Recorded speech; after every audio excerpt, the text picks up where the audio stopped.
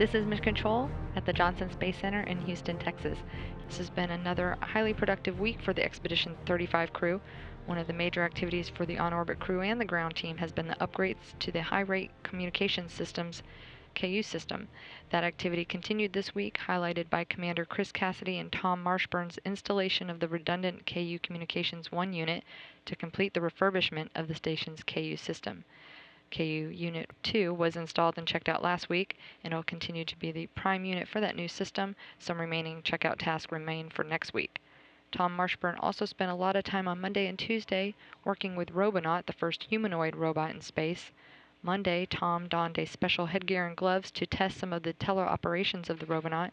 Throughout the activity, he was able to control Robonaut's head and hand movements using the telerobotics gear. Other smaller scale station maintenance tasks and activities included a replacement of the 25 radiation monitors located throughout the living quarters of the space station. They also performed software updates on various laptops in the water processing facility and work on the advanced resistive exercise device and cleaning of the crew quarters, as well as vents and air filters in the Russian segment. Experiments in science were also significant parts of the week's activity, including the European Space Agency's energy experiment, which Chris Hadfield participated in this week.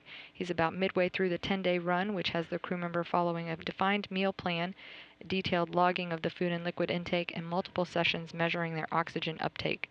That experiment is aimed at studying the crew member's metabolic rate and measuring precisely how much food is needed for astronauts during long-duration missions.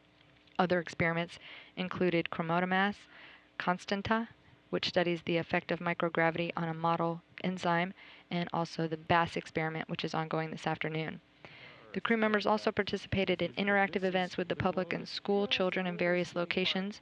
Monday, Chris Cassidy and Tom Marshburn gathered to take questions from students at the Mary Merrick Elementary School in Pearland, Texas, answering a wide range of questions about living and working in space.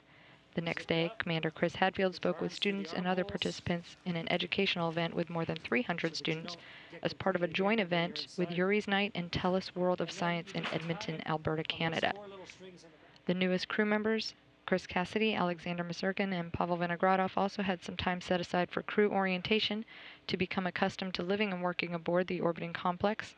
The trio had docked to the space station aboard their Soyuz spacecraft on March 28th to begin their 5-month stay aboard the complex.